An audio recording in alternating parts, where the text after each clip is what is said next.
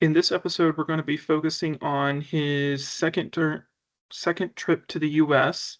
and his education there, and then the start of his career as a teacher.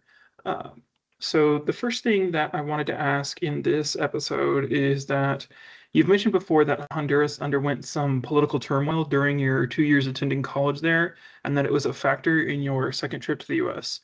Can you tell me about your experiences with that, how it factored into your decision-making process, and if you ever felt like in any personal danger because of it? No, no, not necessarily. It was a turmoil in regard of myself being in danger. It was just little things, protest, stuff like that. The political issues. But no, it was more for me. It was more like an opportunity here because by then my wife had worked for 2 years in Honduras, and then she had moved. She's from Kansas, but when she moved here to Tyler, and she started working at Tyler ISD, and then bilingual education was a big opportunity. And then the shortage for teachers uh, here at the time in early 90s, it was huge. So the opportunity was good for me to come and finish my degree here and then teach here. And sure enough, I came in 1995 in May, and then I was hired by Tyler ISD as a bilingual assistant that fall.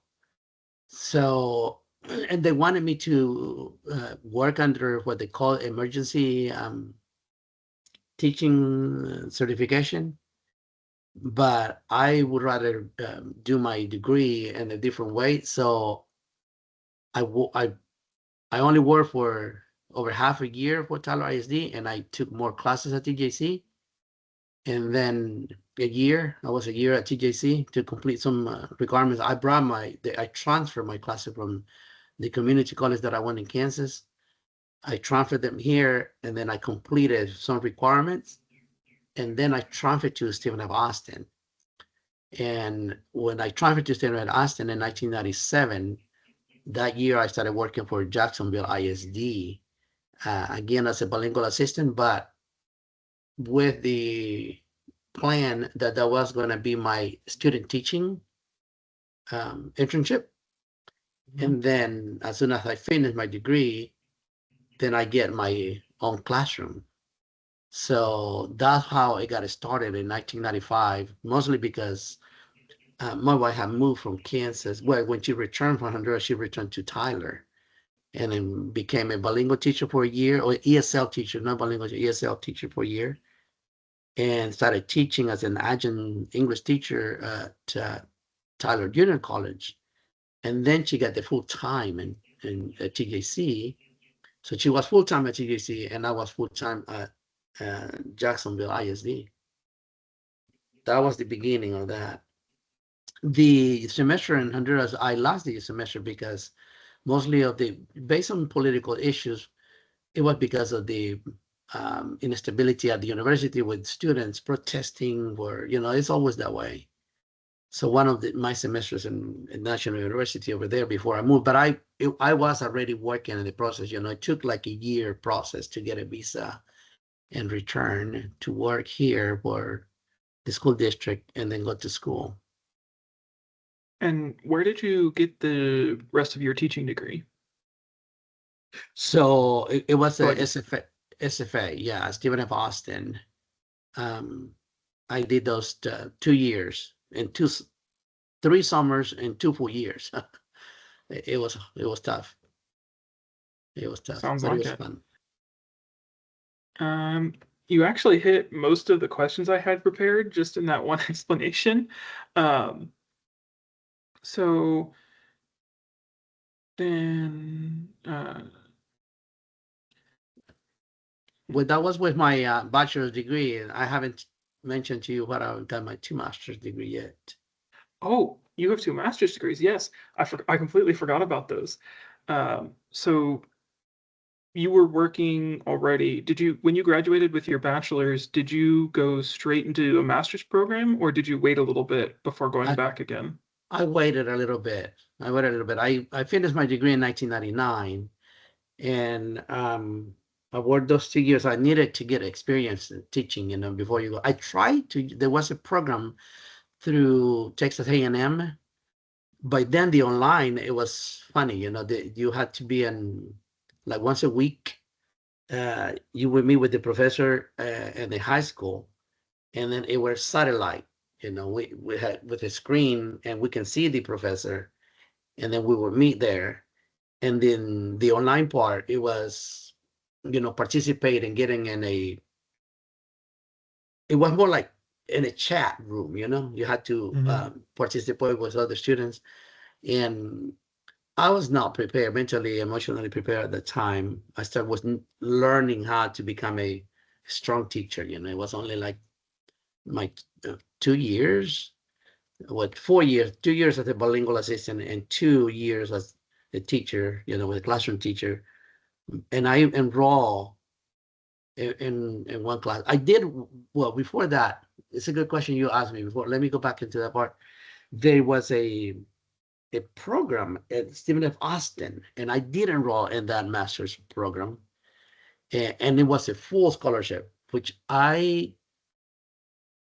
if I kind of regret that part, because if I had done it right as soon as I finished my degree, I was teaching, but it was too much. I did one summer. I did one full summer. It took 2 courses, and then 2 math classes, advanced methodology classes, toward a master's that it was going to be curriculum instruction in math and science. And I did that summer, and then the rest of the fall semester we completed the independent study. So that gave us if 2 full master classes, and I needed to continue going, but the classes were at night, and then you had to drive to Nacogdoches from Jacksonville. I only lasted one semester, because in the second semester of the spring, I said, no, I cannot do it. That night, I would come about midnight, because the classes we're supposed to be at Nacogdoches about 5:30 or so. And then the class was done by 9. And then one time I had to drive back here to White House under a terrible storm. And it was just, I don't think I can do this. I don't think I can do this, for 2 years. And then I was lucky that this is interesting how things happen. I was sent to a teachers conference that is the Association for Bilingual Teachers in Texas. And then they sent, not Jacksonville, they sent me to Houston. My first bilingual conference, teachers conference, just Texas. We have been in the national. I've been in the national teaching conferences, but that one was just for Texas. When I was in that conference in Houston, the people from all different districts from Texas, bilingual districts, they would come and recruit teachers. And then I noticed that it says Plano. My wife's daughter was living in Plano at that time. And when I see Plano ISD, I just stopped at the booth and I just say hello to the person there. And then he said, do you want to come and work for us? He said, and we offer this. And he just started telling me, he said, and we can pay for your bilingual master's degree. I'm like, are you serious? And so he gave me the information. So when I came back home, I told my wife, and she said, okay, well, let's try. Let's get information. So we went to Plano, and I started asking information. And then they said there would be a job fair one weekend. Can you come over? So my wife and I, we were just thinking it's a possibility. And then we went, and we got interviewed, and we both got jobs offers to move to Plano. So we immediately decided in 2003 to sell the house that we owned by then here in White House, And then we moved to Plano. My wife quit the Tyler ISD job, and then we both went to work for the same campus at Plano ISD. But I needed to work for 2 years with them before I started in the program. That was like a little catch, you know. But the Get a little salaries, something from you before they give you a bunch. right? The salaries were good. We bought a better home, and everything improved for us. And so it wasn't until 1995 that I was able to enroll in a master's degree. But before that, I had heard that SMU would offer also a scholarship for bilingual teachers, a master's degree. And I applied for that, and I went to the interview, and I did everything. They were offering 22 scholarships at SMU. And then when they notified me, I was 23. I missed it for one number. But it was meant to be that way again, because when I went to Texas A&M Commerce, my bilingual program was easier. I would go to 1 day a week. I will leave campus as soon as the students dismiss, and then we start classes at 4:30. So we were done by 7. So I would come home by 9. So I didn't have to be late that night. And everything worked so well that I completed that master's degree in 2008. And then like 4 years later, I thought, I want to teach at the college level, but to teach ESL is not a big thing because I have ESL classes. Teach reading is not really a strong area in myself. What can I do? I think I can do Spanish. So I called Texas A&M Commerce again, what program they use, and they said in the summer of 2012, spring 2012, I called and they said, if you enroll in the summer, we will pay for your classes in the summer. Okay, the summer classes you can take it for free. So I took 3 Spanish classes in the summer 2012. And then I met the professor in this fall. That one, I paid for that. And I paid for the spring class. And then she said, if you go with me to Spain and take these courses, blah, blah, blah, then you can apply for a grant. And then you can go to Spain with the program. And then, you know, so I ended up paying for that my Spanish master's degree, like 50%, including my trip to Spain. Well, the ticket, because 2 of the classes were paid, and when I went to Spain. So then I came back and I took one more course, and then she took my elective classes from the first master's, and then I ended up completing a second master's degree in Spanish. So my first master's in bilingual education, curriculum instruction, bilingual education, it was paid by the district, Plano ISD, and the second one was a grant that the university had, and I just had to pay, I don't know, part of it, maybe $6,000 in all, you know, to complete my master's degree in Spanish. Then I did apply for the doctoral program, and I went interview and did the exam, and I was ready. But then when they told me, I said, how many classes for my master's are you going to take? And then they were not very clear. I needed to take, I don't know how many courses, how many classes, and then that, but it's going to be another 5 years. It's going to be up another 5 years of studying and teaching. And then I said, no, my body cannot do it. My body is already 2 masters. It's plenty. So I was accepted and everything, and I have a scholarship ready. You know, I have a company that had offered me the scholarship, and then I had to tell the person, I said, no, it's not possible. My body cannot do it. by then I have invested myself into teaching a lot, and I was already teaching at Collin College. As an adjunct, there were 2 jobs, and then on top of that, take classes.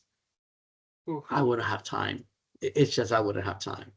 So that's how my doctoral dream, my PhD dream drifted.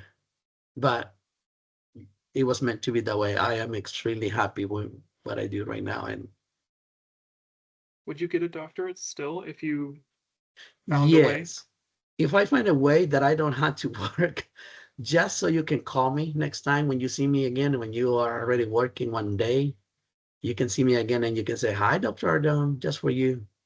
That's my joke. That's my joke. I always say that to people. I said, just because I want to be called Dr. Ardon, because I don't see myself investing time and doing research.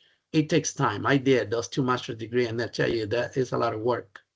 I did for my first bilingual. I had to do a little bit of simulation of what a research work would look like, just to have a simulation. And then in Spanish, I had to do a big writing, not a dissertation, not a thesis or something like that, but it's just a formal analysis. And it took me a whole semester.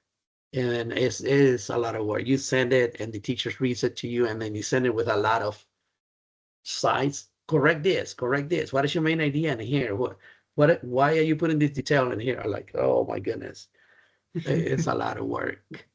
It's a lot. It's Yeah. fun though. It's fun because especially something that you understand, like doing a literature analysis of some writer from Colombia.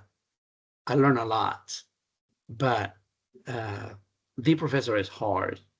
She is, but she's super smart.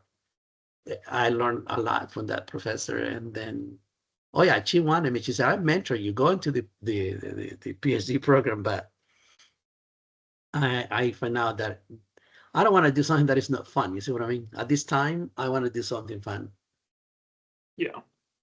So, I mean, if getting a doctorate isn't fun for you, then why put yourself No, through the that? work, yeah, I don't want to I don't want to embark myself into something that is going to put stress, and I will not enjoy it. And what I'm doing is plenty, and I love, like I met you, I have met great students in my 12 years of teaching at the higher level. I keep in touch with several of them. They all decided they send me emails, and I go like, how do you find me? I Google your name, Prophet. I get emails and they're like, "Hi, Prophet, this so and so. Do you remember me?" Like, how do you find me?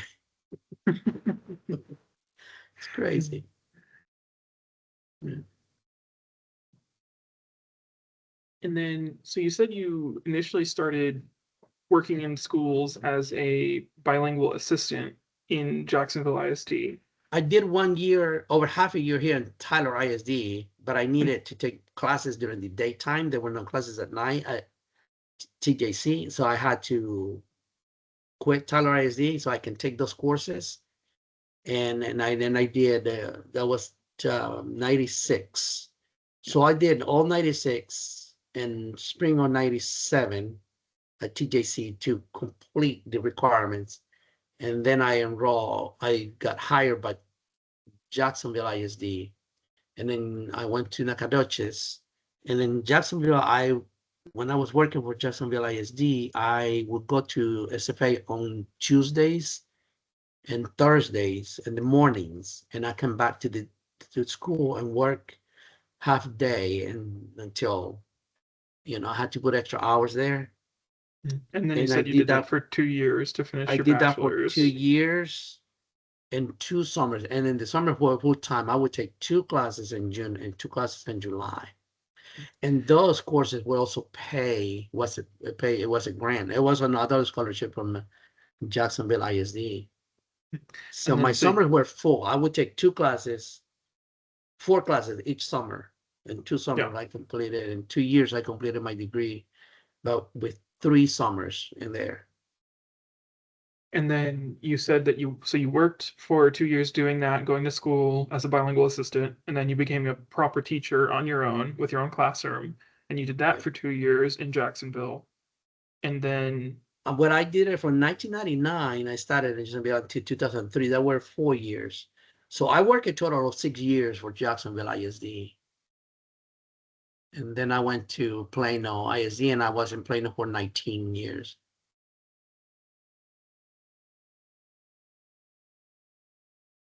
19 years. 19. Oh, because yeah, you said so you were working in Jacksonville until 2003, 2003. and that was a total of 6 years because you started there in Yeah. '97, Yes. and then you went to Plano Yeah.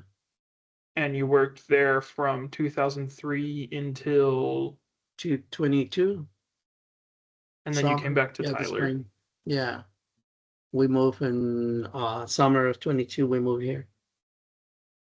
and then you've been teaching at TJC and UT Tyler since then. Yes. Well, I didn't teach that year because I moved here in August of 22. So I didn't work that fall. And then the spring of 23, I helped Tyler ISD again as a just a little part-time. I will come and they pay me per hours. Uh, I was not substituting. They just hire me for extra. I would go to the classrooms, to teachers, to different campuses, and then they would assign me small groups to work in reading and math.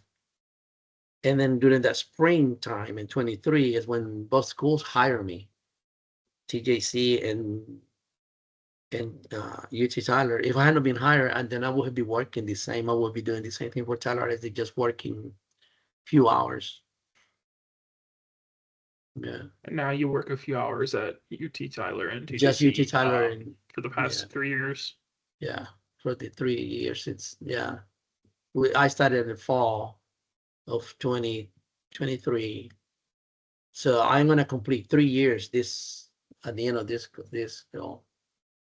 And this is the most fun because this is the first time that I have worked with a student like you guys, that I see them all year long. And then this is the fun part, that because you don't keep in touch with everybody, but I I have some students from the first year that I touch with me. I see them at UT, or I get emails from them. And the one that I worked last year too, um, they asked me for. I just wrote a letter for one former student that she is at UT Austin and she's going to Peru to do an internship. She wants to be bilingual, fluent in Spanish. She already speaks 2 languages, but she wants to be very fluent in Spanish. So this summer, just 2 weeks ago, I had written a letter that it was she originally she was gonna go to Spain, and now she switched. She going to Peru instead. Ecuador, no Peru, Ecuador. And this is the most fun that I had because I can see you guys 3 days a week. When I was at calling, it was just one. No, it was 2 nights a week. 2 nights a week.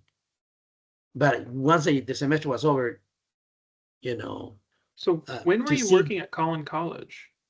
since when Like what years were you working at Collin College? I worked from Collin College from 2014 until 2022, that summer that I moved here. I came Mhm. here and then I couldn't work with them anymore. They still wanted me to. They offered me, said, "Can you try? Can you come? If we get this class here and this there, can you?" And I said, "No, it's 2 hours driving from Tyler." So I gave up my little teaching adjunct position at Collin College. Yeah. And where is Collin College? I'm not familiar with that one, actually. Yeah, Collin College is it's Plano. It's in North Dallas. I don't Okay. know So when if you you. when you were working in Plano, did you work for the like ISD or did you work for the Collin College the whole time? No, I work for the ISD. We were bilingual teacher. I was teaching second grade, fourth grade. Some years I would just be an extra teacher in the school. Different things. And then when I finished my master's in Spanish in 2014, uh, I started teaching my Spanish class as an adjunct professor at Collins. So I did all 14, 15, 16, 17, 18, 19, 20, 21, and 22. So I did 9 years at at Collin Collins. College. And then Mhm. were you still working at the ISD while working at Collin Oh yeah, College? no, I was just an adjunct. I was teaching at night at Collins College. My full time was Plano. Okay. My full time was Plano. So I always joke that at Collins, I said, this is my hobby. This is my real job is Plano. I'm coming to work with you just for fun. So we had so much fun. It was more relaxed. It was not like this intense Spanish thing. We did more songs. We did a lot of funny things, you know. It would allow us because we're not covering so much and this much time. It was more relaxing. Yeah, I had several students that they went on and get you know, I have one that he went to UNT, became get her full degree in Spanish, and she joined the police academy. And because she wanted to help people, she was bilingual, completely bilingual. She went also to Spain one semester when she was with me. And then she was my guest speaker for my fourth graders dressing up in the blue uniform, completely That's cool. fluent in Spanish. Like, God, this is great. She sent me an email. She said, Profe, this is Jean, remember? And then, of course, I said, can I come and visit you? I'm at the police academy. I graduated. I finished my degree at UNT. Can I come and because she had been in my class when she was my student. Can I come now to visit your class? I said, police women, because I want to motivate you. A Anglo girl with blue, beautiful eyes. I mean, just amazing, super smart.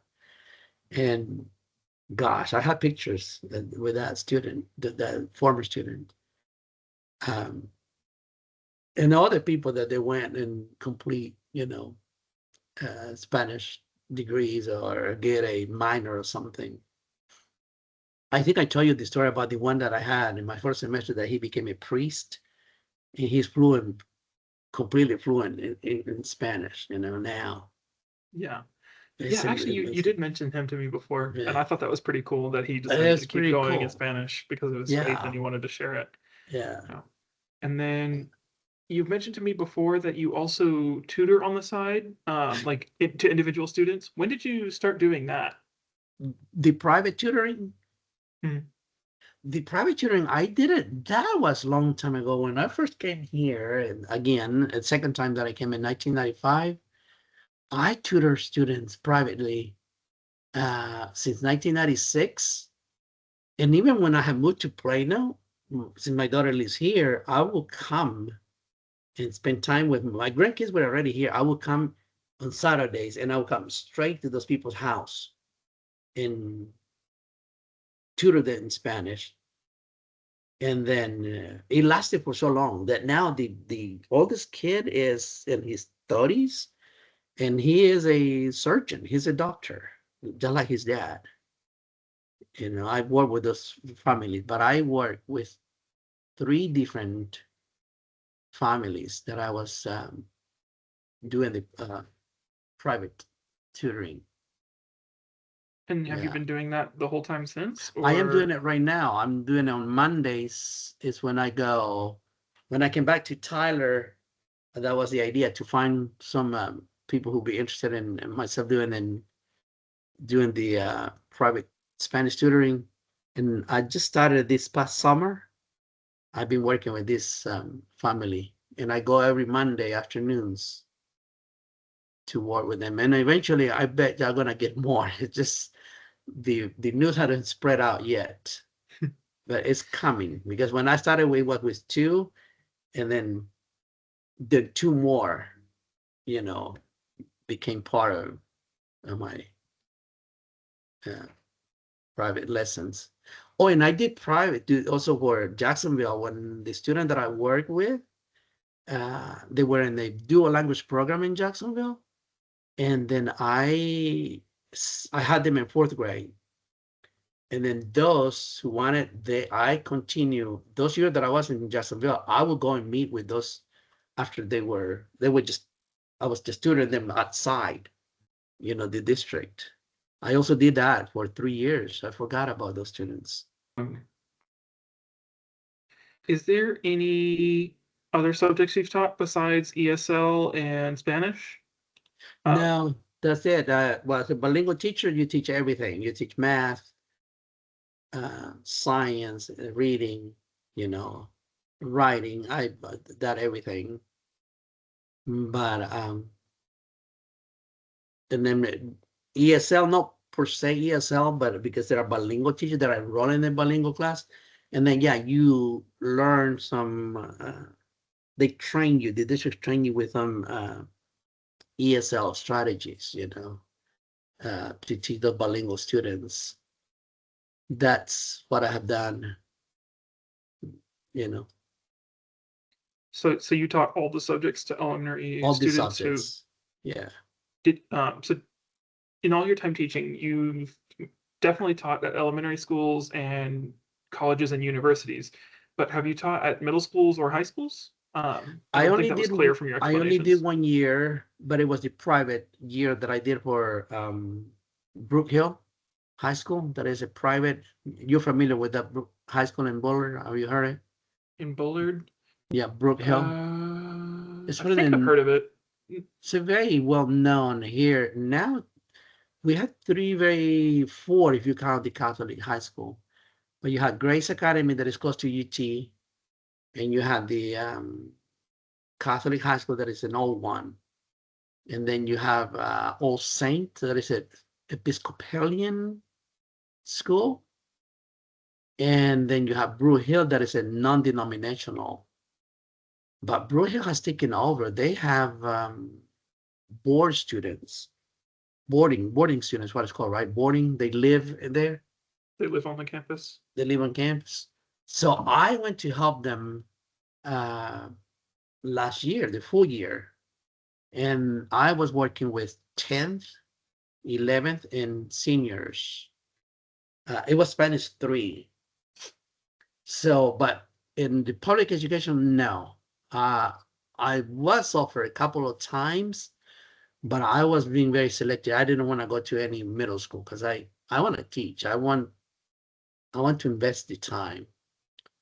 So I would not take those jobs because they are not very dedicated students. In public school, there's a lot of chaos. I feel like middle school is definitely the most chaotic time for students. Yeah. So They're I didn't growing want to up go and discovering their identities, and they just don't really want to pay attention to class. No, it's very challenging. And then I want to work with students. I want them to produce, to learn something. I invest the time. And so you wanted for them to be in that was my only year receptive part of their life. Yeah, it's only 1 year that I work with that kind of student population. Yeah. And then, is there any career advice you'd want to give to anybody who sees these interviews, especially people interested in teaching or Spanish-related careers or anything like that? Yeah, I mean, teaching is an art. It's something that it isn't new. Isn't you? I have people when they say, "Are you a teacher?" Oh, I would never be a teacher. It is. My wife and I, we're born to be teachers. And the class that I'm taking right now, that is UT Tyler allowed me to offer the best teaching practices. I like they're more like orientation courses. It's something that I respond is I listen to videos, I see demonstrations, and then we react and we share with other teachers there. And I like one of the professors there is you're not here to show that you are the best teacher to show the most beautiful slides or this all elaborate, curriculum and lesson. You are here to build relationship with students, and they had to see that you are interested in their learning. It's all about connections. It's about mm, building that relationship with students that they can see your energy. They can see that you're interested. And I had that, in, especially in my last 10, 12 years, that I became super strong. And I go back to the when I started, and yeah, that's it. Even I can see you in second grade. And I was so very warm, very welcome to students and hey, bud, and then get interested in the conversation. Why you like to read? Oh yeah, talk to me about that, and then just building. And then when I started teaching at college, they just grow up. The bodies just go this way. But right here, heart, same thing, same thing. So yeah, and the advice is that if you don't have that call, that you can be patient, that you can build that relationship with students. Teaching is not. And I had a teacher that I was a mentor in many years, and those many years in play now. And then you had some that they would come and work for 3 5 years, and they said, "No, that's not it. Can do it. I'm gonna go into the business world." So teaching is just something that is new, and main thing is to build relationships. Students can see that you are interested. Like when you guys carry conversations and you tell me about something, even something like, "Look, Profe, I'm wearing new shoes today."